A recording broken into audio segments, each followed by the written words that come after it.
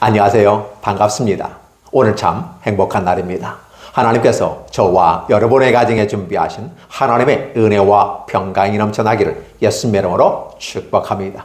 마가복음 14장 53절로 65절에 있는 말씀을 중심으로 세상의 핍박을 어떻게 대처해야 할까라는 제목으로 말씀을 나누고자 원합니다. 기독교에 있어서 그리스도인들의 삶에 가장 중요한 부분이 있다. 그러면 바로 그리스도의 장성한 분량에 이르러야 한다는 것입니다. 우리는 그리스도의 장성한 분량이 어떤 것일까를 생각해 봅니다. 여러분들은 그리스도의 장성한 분량, 그러니까 예수께서 이 땅에 오셔서 인간으로서 최고의 단계까지 오를 수 있었던 그 최고의 단계는 어떤 기준일까라는 생각해 봅니다. 여러분 어떻게 생각하십니까? 저는 예수께서 얼마만큼 성장하셨는지는 잘 모르겠습니다. 그분 자체가 완전한 인간이기 때문에 사실은 우리하고 비교할 수가 없습니다. 그럼에도 불구하고 완전한 인간으로서 우리와 똑같은 성정을 가지고 연약한 육체를 가졌기 때문에 아마 그분도 힘들고 고통스러웠다라는 것을 볼 수 있습니다. 그래서 우리와 똑같은 희노애락의 정서를 가지고 계셨다라는 부분을 생각해 보면 인간의 삶을 속에서 각각 겪는 고통이 차이가 있지만 그래도 공통적으로 겪는 그 고통의 아픔이 있습니다. 예수님은 그 고통을 참고 이기셨습니다. 그래서 저는 이런 생각을 해봅니다. 그리스도의 장성한 분량은 바로 십자가에서 죽으시면서 하시는 말이 아닐까? 대개 사람들은 어렵고 힘들면 악다구리의 말을 하고 독설을 하게 되고 독한 말을 내뱉고 저주 악담을 하게 됩니다. 그런데 예수님께서는 최악의 십자가 상태에서 죽으시면서까지도 이렇게 말합니다. 하나님, 저들을 용서해 주십시오. 왜냐하면 저들은 저들이 하는 일을 알지 못하기 때문에 그렇습니다. 만약에 저들이 자신들이 하는 행위가 하나님의 아들 독생자를 십자가에 못 박는 일이라고 생각하면 저들은 절대 그럴 수 없습니다. 그러니 저들을 용서해 주십시오. 하고 그들을 감싸주시는 그 모습이 바로 그리스도의 장성한 분량은 아닐까? 저는 한 목사로서 그런 분량을, 기준을 어디에 될까를 생각해 볼 때 여기에 한번 두고 싶습니다. 그리고 저 자신도 그곳에 다다를 수 있도록, 즉 올라갈 수 있도록 한번 노력을 해봐야 되겠다. 작정 한번 해보고 싶습니다. 맞습니다. 우리들은 저마다 각자의 삶의 모든 가운데 어떤 목표점이 있습니다. 그 목표가 그리스도의 장성한 분량이라는 것입니다. 그 성화의 단계에서는 대개 99%까지 인간의 노력과 수고로 올라갈 수는 있겠으나 그 1%를 넘어설 수 없는 것이 인간의 한계라는 것입니다. 큰 차이가 난다라고 볼 수도 있지만 그 한 끗 사이, 한 끗 차이 때문에 인간이 성화에서 올라갈 수 있는 99%까지는 올라갔지만 바로 100%까지는 가지 못하더라는 것입니다. 그 한 끗을 예수께서 십자가에 못 박혀서 죽으시면서 하시는 그 말이 우리들의 심금을 울리게 됩니다. 하나님, 저들을 용서해 주십시오. 과연 누가 이 말을 할 수 있겠는가? 저들은 나에게 못을 박았고 옆구리에 창으로 찔렀고 가시관을 내 머리 위에 하면서 막대기로 치며 그 가시관의 머리를 찔러서 피가 흘러내리는 모습을 볼 수 있습니다. 그리고 각종 비난과 야욕 그리고 조소 이루 말할 수 없는 것을 행하였습니다. 그런 그들 앞에서 저들의 하는 짓을 모르니까 용서해달라고 하는 이 부분은 감히 이 땅에 있는 어떠한 인간도 그 일을 할 수 없었다는 것입니다. 우리는 소크라테스를 보면서 공의를 따라서 독배를 알면서도 마시지요. 제자들의 탈출을 얘기하고 그러지만 여전히 지킬 것은 지켜야 된다. 악법도 때로는 지켜야 된다 하며 독배를 마셨다는 말을 합니다. 참 그래서 그는 멋있는 위대한 인간으로서 할 수 없는 일들을 한 것처럼 해서 우리들의 철학의 한 부분 속에서 큰 획을 그는 부분을 연출했습니다. 예수님은 이보다도 더 큰 연출을 하게 됩니다. 자기 자신의 죽음과 온 인류의 구원을 위해서 그 길을 걸어가면서 나를 향한 비난과 핍박, 조소, 조롱 그리고 연약한 육체의 대못을 박아버리는 그 모습들 결국은 피를 흘려서 예수님은 죽으셨습니다. 이런 과정 속에서도 이 죽음 앞에서도 초연해질 수 있는, 그래서 많은 사람들은 예수님이 그 죽음 앞에서 나도 죽음 앞에 이를 때 저렇게 초연해질 수 있을까를 생각해 보는 것이죠. 그래서 우리는 그의 기운치를 삼고 가는 것은 굉장히 멋있다고 생각되는 것입니다.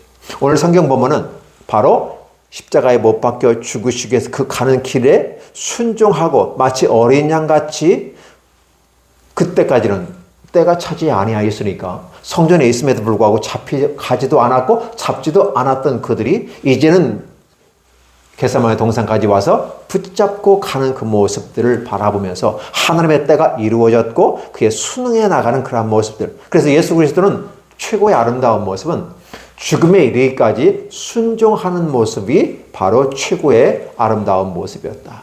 그리고 순종할 뿐만 아니라 자신을 핍박하는 그들을 위해서 기도하는 모습들, 하나님의 중보자로서의 그 길.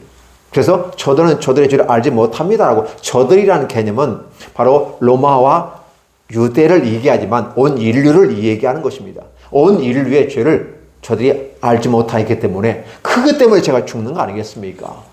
나의 죄로 말미암아 그들을 다 씻어주시고 용서해 주십시오 라는 기도가 바로 십자가의 상에서 기도이기 때문에 그렇습니다.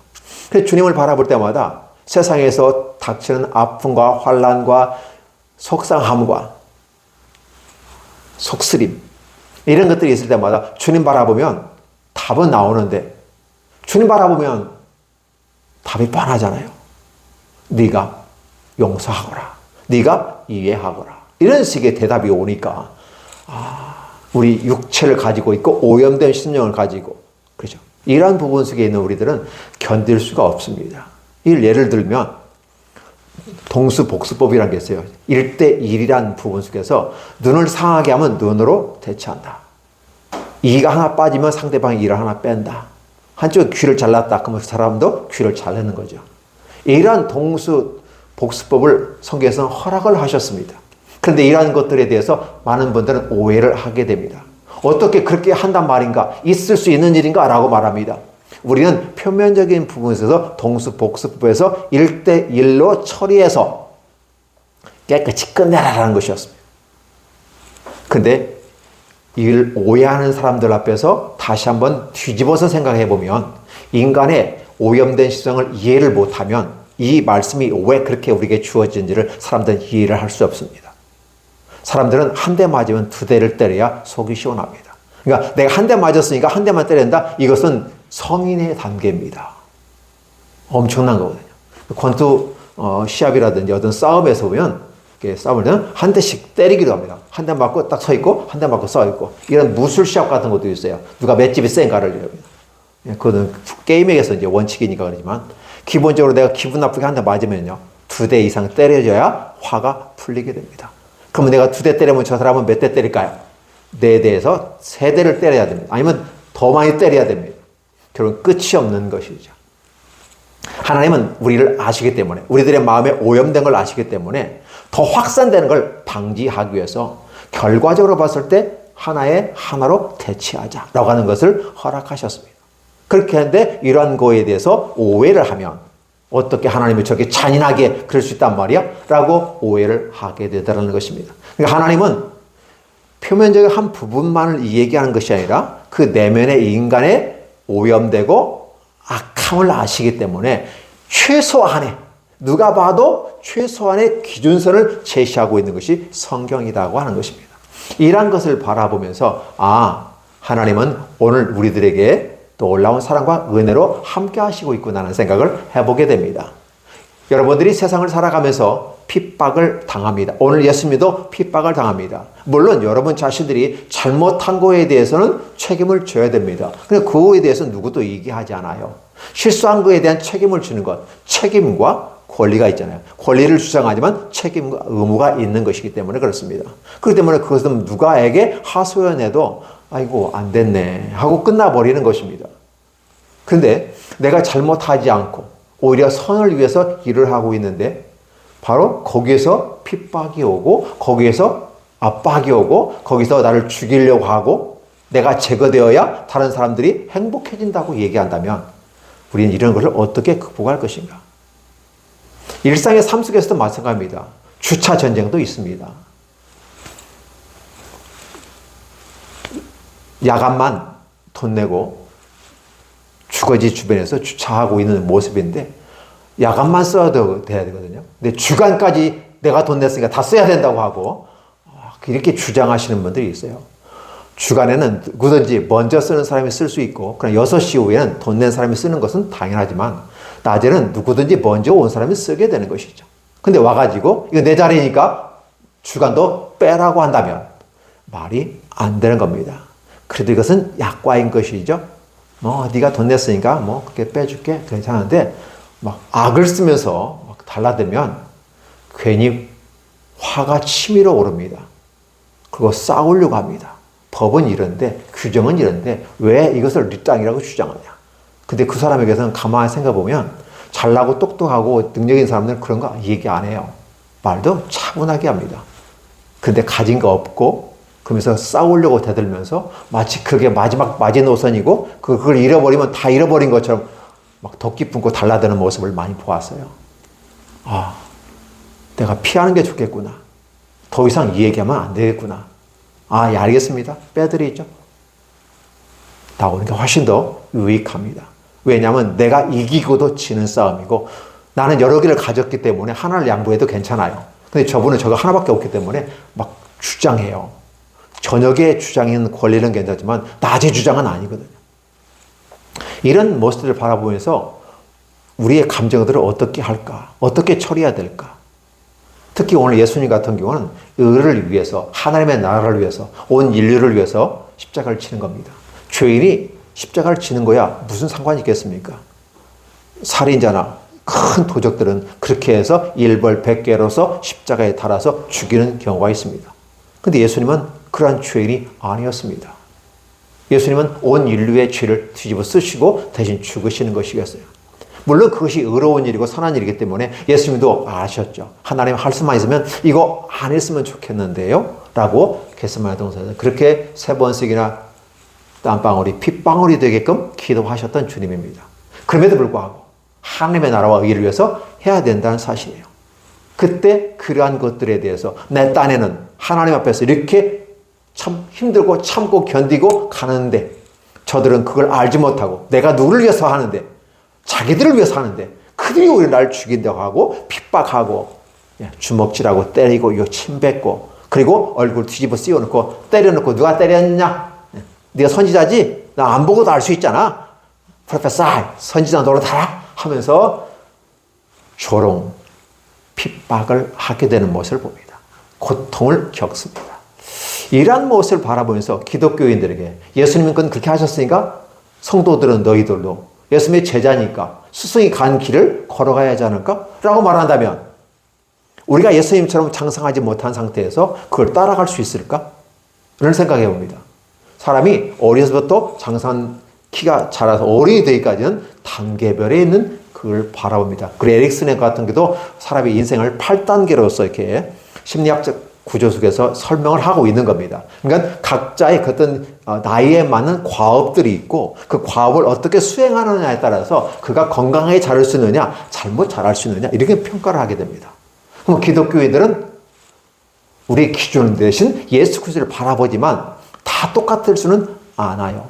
예를 들면 성도들이야 그렇다 치더라도 목사를 놓고 기준 보아도 마찬가지입니다. 왜냐하면 목사님이니까 하나님의 종이니까 기름 부음 받았으니까 좀 더 예수님 같지 않을까라고 말하지만 솔직히 얘기하면 예수님을 닮아가야 될 목사들도 예를 들면 예수님을 따라가는 그 제자들도 여전히 우왕좌왕하고 자기 잘났다고 떠들고 있고 오히려 스승이신 예수님을 나무라면서 젊은 놈이 왜 죽게 따지고 들고 그리고 나를 부인하리라 그랬더니 나 절대 안 죽어 이러잖아요. 무슨 소리 하고 있어요 지금.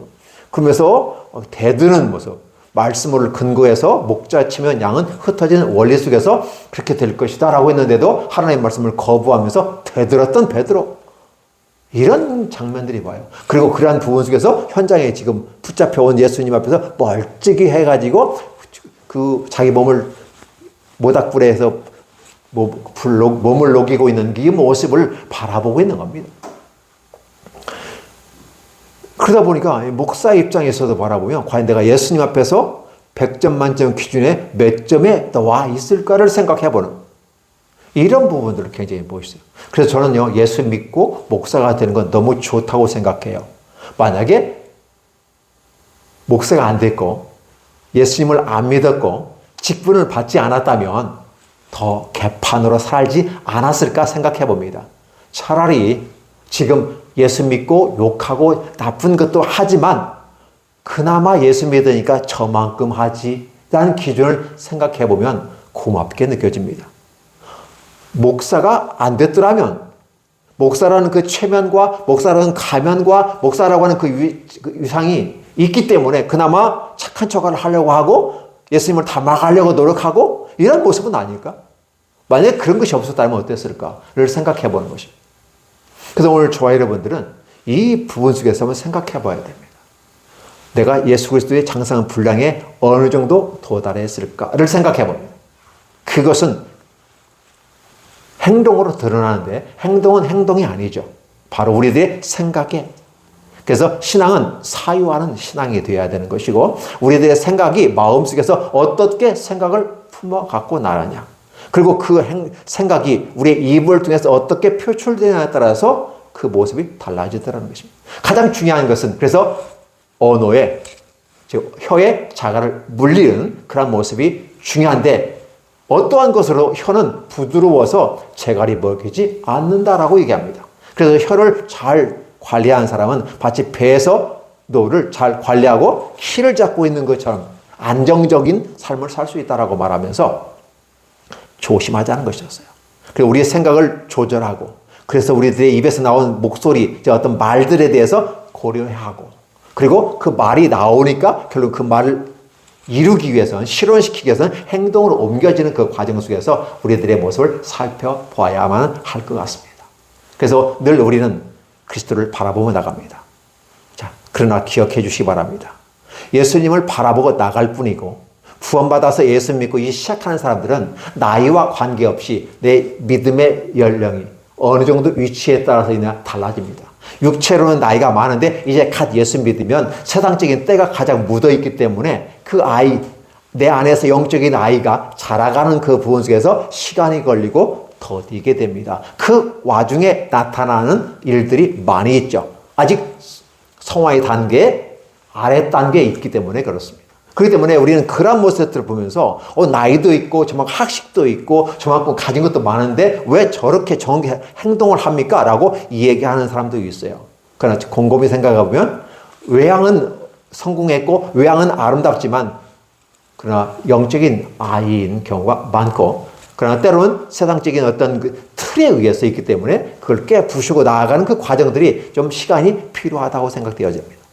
그러나 때로는 어린 아이부터 단계로 밟아서 올라가면서 성장하는 모습은 아름다운 것이지만 그러나 어른이 되어서 갓 예수 믿었지만 이 또한 예수 그리스도를 향한 나가는 그런 모습 가운데 나간다면 더 아름답지 않을까를 생각해 봅니다.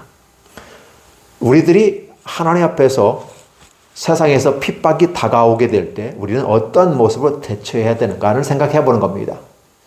기본적인 부분 속에서 세상 사람들은 도덕과 상식과 윤리를 기준 삼아서 이 정도 하면 인간으로 인정해 줄게 이렇게 됩니다. 그리고 그런 걸 하지 못하면 짐승처럼 여겨버립니다. 금수마튼 못해 이렇게 표현합니다. 어떻게 인간의 탈을 쓰고 저렇게 금수마튼 못한 짓을 할 수 있단 말인가? 라고 말합니다. 그리고 도덕과 상식과 윤리를 넘어서면 철학적이고 가치적인 인생으로서 우리의 선망의 대상이 되고 성현이 되는 것이고 위인이 되는 것이고 앞서간 사람들이 되는 겁니다. 그래서 오늘 그렇게 갑시다 라고 얘기하는 것이죠. 그런데 그러한 것들은 어디서 드러나요? 어렵고 힘든 일일 때 드러나게 됩니다. 특별히 예수 믿는 사람들은 세상에서의 빛과 소금의 역할을 감당하라고 합니다. 그러다 보니까 세상은 숨기기를 원하고 썩어져서 너도 죽고 나도 죽고 어쨌든 간에 썩어지는 모습이 이 세상에 부식되어지는 모습, 사라지는, 산화되는 모습이어야 돼요. 그렇죠? 그래야 되는데 우리가 소금의 역할을 감당하고 빛의 역할을 감당하니까 어떻게 해요? 숨겨야 되고 덮어야 되는데 우리 때문에 드러나게 되고 밝게 보여지니까 너 사라져, 너 꺼져 이렇게 되는 거죠. 만약에 호롱불 같으면 훅 하고 불어버려서 네가 이 땅에 사라져버리면 누구도 아무도 몰라. 이렇게 표현합니다. 그러나 하늘에 계신 하나님은 보고 계신다는 것입니다. 구약 성경에 늘 나타나는 말은 있어요. 하나님 목전에서 그가 악하였다. 하나님 목전에서 하나님께서 선하였다라는 표현을 쓰게 됩니다. 하나님 목전이라고 하는 걸 볼까요? 이 목이 아니라 눈이에요. 하나님의 눈 앞에서예요. 그러니까 하나님께서 위하늘에서 아래를 하강하신다. 밑으로 바라보신다. 살펴보신다. 더 나아가서 개입하신다가 되는 겁니다. 이러한 부분 속에서 우리들이 함께하는 거예요. 그래서 우리들의 이러한 모습들이 어떠한 모습으로 보여질까를 생각해 보았으면 좋겠습니다. 세상에서 우리에게 다가오는 많은 아픔들이 있어요. 빛이기 때문에, 소금이기 때문에, 그것 때문에 부딪히고 아픔이 다가오게 됩니다. 예수님은 바로 빛과 소금의 그를 감당하고 새로운 구원의 길을 만들기 위해서 가게 되니까 힘든 일이 생기는 거죠. 억울하게, 그렇죠. 팔려갑니다. 그것도 다른 사람이 아닌 제자에 의해서 팔려가고 십자가에 못 박혀 죽고 자신의 유대 백성들, 천민들이 자기를 로마에 고발하게 되고 로마는 반란의 교수가 아닌가? 물론 죄가 없다고 말하지만 반란의 교수를 처형해야 될 로마에서 반란을 약이 되는 예수를 만약에 죽이지 않으면 밀란이 일어날 것처럼 여겨지니까 로마 총독 빌라도는 오케이 사인을 합니다. 차라리 한 사람을 죽여서 밀란을 잠재우는 것이 정치 학적에서 봤을 때는 굉장히 현명한 방법이다. 물론 성경에서도 말합니다. 제사장 한 사람이 죽으면 도피성에 숨었던 사람이 다 귀향할 수가 있고 대제사장이 죽으면 원류가 회복이 됩니다. 그러다 보니까 차라리 한 사람이 죽는 게 나을 수 있다는, 물론 저는 죄가 없다라고 본디오 빌라도는 얘기했음에도 불구하고 죽음에 이르게 되는 것이죠. 이런 것들을 우리가 생각해 보면서 나아가야만 할 것입니다. 그런데 기독교인이 핍박을 받고 고난을 받는다? 요즘 사회 속에서는 바라보기 힘든 것 같습니다. 결국은 요거도 먹고 핍박받는 것은 나의 잘못과 나의 실수, 나의 욕심과 야망 때문에 욕먹고 핍박당하고 감옥에 가고 하는 것은 아닐까? 왜냐하면 의를 위해서 살아간 소원과 피차이크를 감당하기 위해서 가는 사람이 과연 있을까 할 정도로 다 치우쳐 있더라는 것이죠. 기독교인들조차도 마찬가지. 세상 사람의 살아가는 방식에 똑같아요. 그 기준을 바라보면 착한 일 한 사람은 착하게 대해줍니다. 악하게 한 사람은 악하게 대해줍니다. 일반인이나 기독교인이나 똑같습니다. 그리고 나를 향해서 조금 억울하게 하면 참지를 못합니다.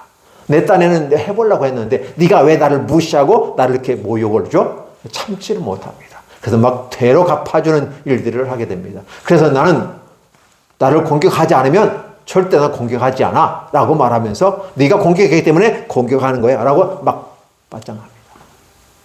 그건 내가 힘이 있을 때 그렇습니다.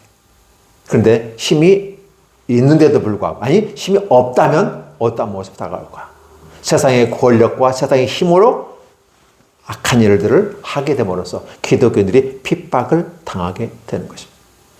이러한 부분 속에서 기독교인들은 과연 어떻게 할 것인가? 저는 핍박을 당할 때 싸워야 된다고 말을 합니다. 근데 싸움도 어떤 싸움을 해야 다 달라져요. 기독교인들이 되게 싸움을 싸울 때 이런 식으로 한번 해석해 봤으면 좋겠어요. 군대에서 참호전투라는 게 있습니다. 참호전투는 웅덩이를 파고 물을 담아놓고 그 진흙탕 속에서 한 사람 1대1로 하든지 아니면 팀 대 팀으로 하든지 그래서 많이 밀어내는 팀이 이기는 것입니다. 결국은 한 팀은 이기고 한 팀은 지게 됩니다. 죽기 살기로 합니다. 결국은 이기는 자와 패자가 있습니다. 근데 패자는 어차피 패자하지만 이기는 자 역시 이겼지만 진흙투성이에 머드팩을 장착하고 나옵니다. 머드팩을 장착했다는 말은 좀 좋은 의미지만 오물로 뒤집어 쓰게 됩니다. 진흙탕 싸움에 함께, 그래서 하나님의 백성들이 세상에서 우리를 향해서 핍박하고 고통을 주는, 내가 잘못 안 했을 때, 내가 나름대로 열심히 살아가는데 내게 핍박이 오거나 내게 압박이 오고 고난이 다가오고 나를 몰아치면서 모함을 당하게 되는 부분을 했을 때 어떠한 방식으로 대처할 것인가를 생각해 봅니다. 그래서 일단은 기본적인 부분 속에서 헌법과 법률의 근거에서 법의 도움을 받고 또 여러 가지 가진 여러 가지 힘과 능력들, 주변의 힘을 통해서 함께 보호를 받을 수는 있습니다. 그럼에도 불구하고 법을 초법적인 행위를 하는 사람들이 있어요. 억울하게 죽어가는 사람. 그래서 한 사람 죽어가는 것 신경 안 쓰는 사람들이 있어요. 대의를 위해서 네가 희생해. 이렇게 하면서 결국 밀어붙이는 그 모습 가운데 너무 아픔과 고통 등을 하는 사람이 참 많아요. 그래서 이 세상을 보면 참 행복하고 아름다운 것 같습니다. 자연을 바라보면 행복하고 아름답고 멋있습니다. 자연을 쳐다보면 사람들은 행복해집니다. 근데 인간들을 쳐다보면 인간의 조직과 시스템에 들어가면 거긴 절망과 아픔과 고통이 있습니다. 지금 설교한 이 시간에도 병들어 죽어가는 사람들이 있고 고통 속에 있는 사람이 있고 억울해서 하늘 삭히지 못해서 화병에 걸린 사람도 있고 많은 분들이 힘들고 고통의 길을 걸어가게 되는 것이죠. 그런데 이러한 상황에서 우리는 어떻게 할 것인가를 특별히 설교는 세상 사람들을 향해서 하는 게 설교가 아니고 기독인을 향해서 하는 게 설교입니다. 여러분들은 예수님처럼 잘못한 게 없는데 오해를 받고 모함을 받아서 아니면 모욕을 당하고 불쾌한 일을 당하면 이러한 과정 속에서 어떻게 그 핍박들을 견뎌낼 수 있겠는가라는 부분입니다. 여러분 잘 아다시피 인도에 마하트마 간디가 있습니다. 그는 비폭력주의를 해 나갑니다. 그분이 이제 영국에서 공부하고 난 다음에 그 기독교적인 사고로 말미암아 예수님의 어떤 행위를, 예수님의 어떤 사고를 자기 몸에 익숙해 가면서 무저항주의를 합니다. 총을 들고 나오면 나도 총을 들고 나갈 수 있어요. 주먹으로 오면 나도 주먹으로 나갈 수 있어요. 1대1로 할 수 있는 거죠. 센 놈이 이기는 거니까. 그런데 문제는 연속성을 갖고 간다는 것입니다.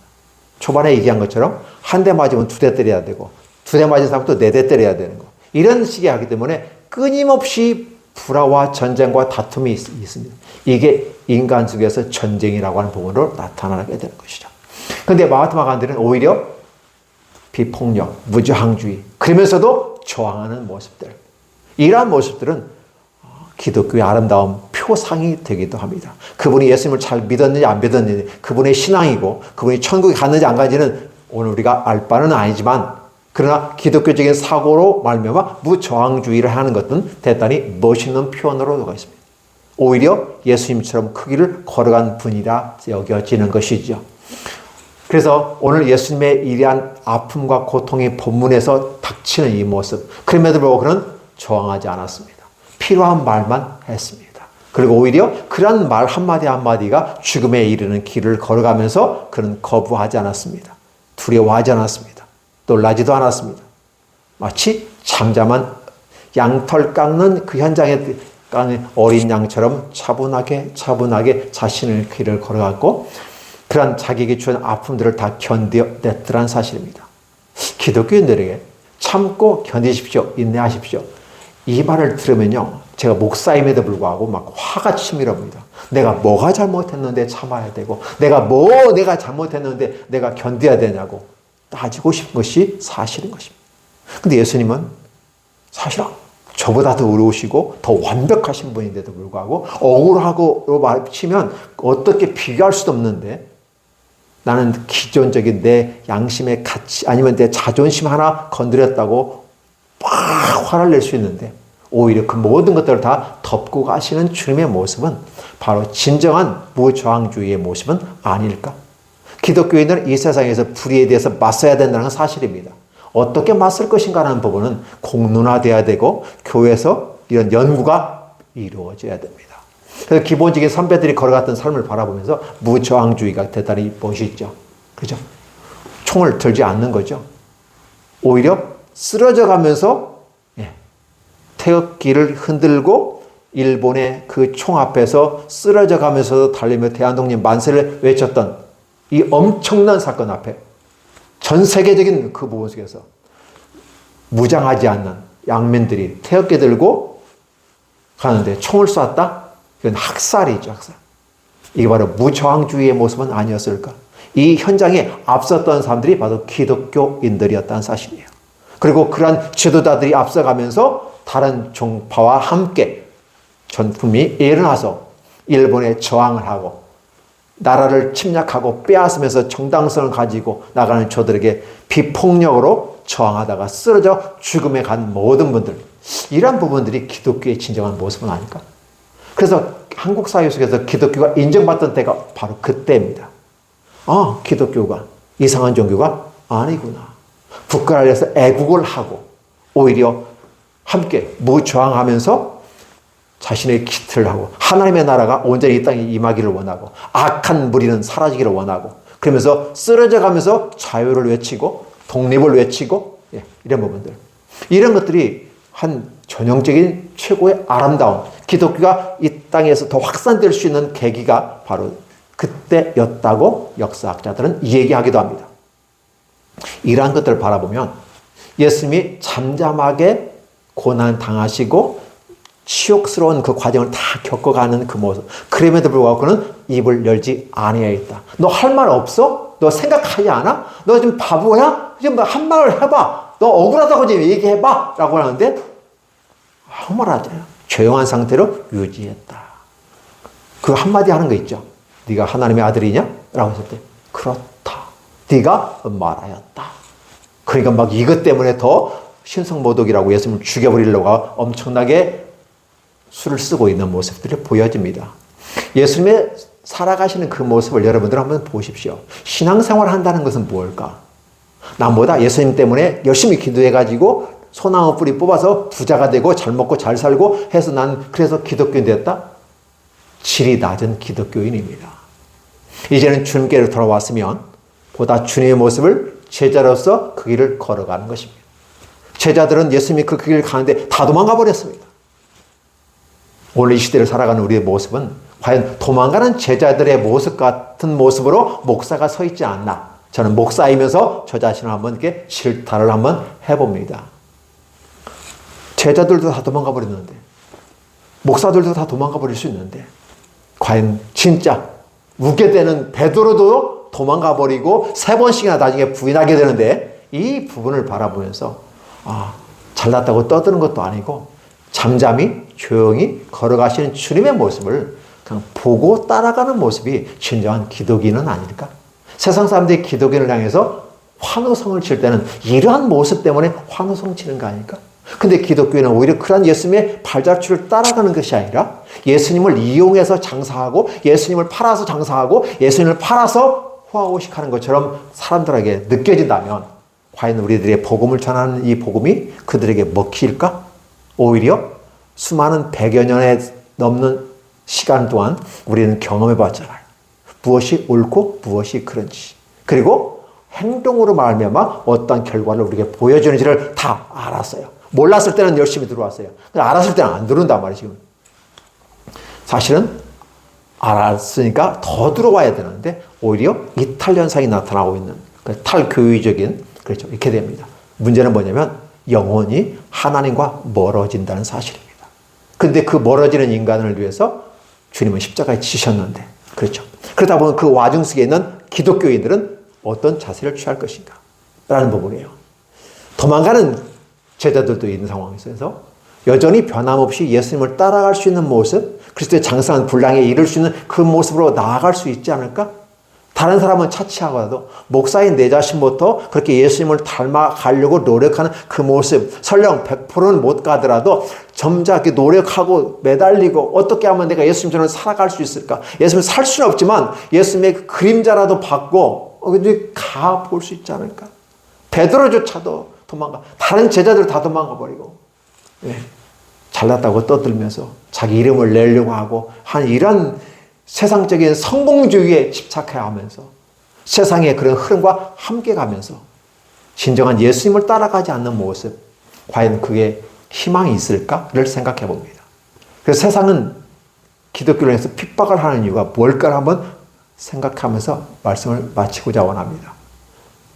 기독교는 예수님을 따라가는 그 아름다운 모습을 보고 희망을 삼습니다. 그리고 함께 가기를 원합니다.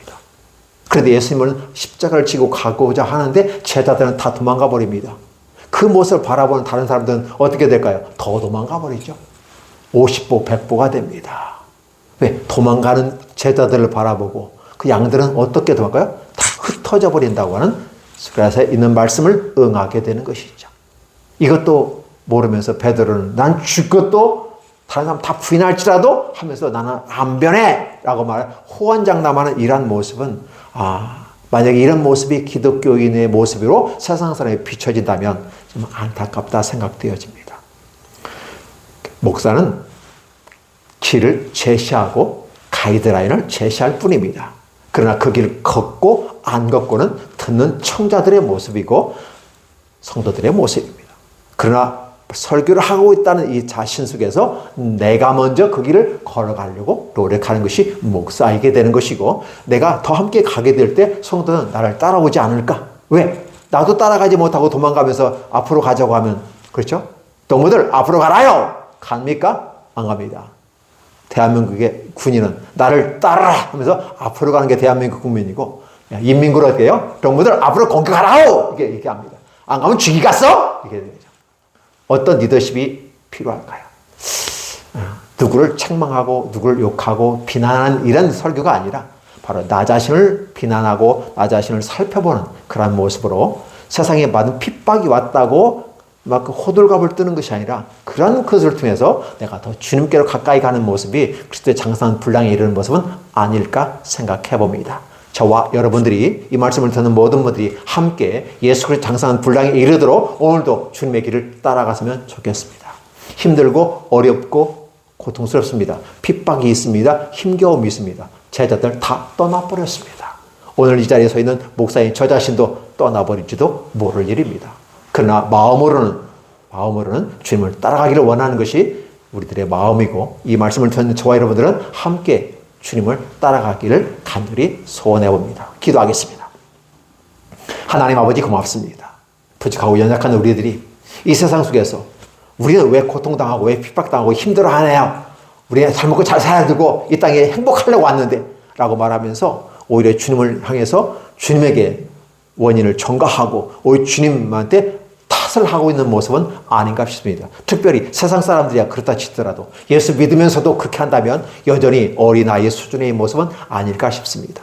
예수 그리스도 장성한 분량에 이르기까지 남의 죄를 다 용서하고 덮어주는 이 모습까지는 아닐지라도 최소한 다른 사람의 해를 끼치지 않게 하시고, 그리고 힘들고 어렵다고 도망가 버리는 그런 모습이 아니라 힘들고 어려워도 주님 따라가고 결과가 없더라 하더라도 이 길이 옳다고 이게 가치 있는 길이고 이게 의의 길이고 생명의 길이라면 좁은 길이라 할지라도 갈 수 있는 이러한 모습을 주님 축복해 주시고 두 손을 잡아주셔서 이끌어 주시옵소서. 이 말씀을 듣는 모든 분들도 함께 주님의 제자들로서 도망가지 아니하고 주님 따라가는 모습이 되도록 축복해 주시옵소서. 예수님의 이름으로 축복하며 기도하옵나이다. 아멘.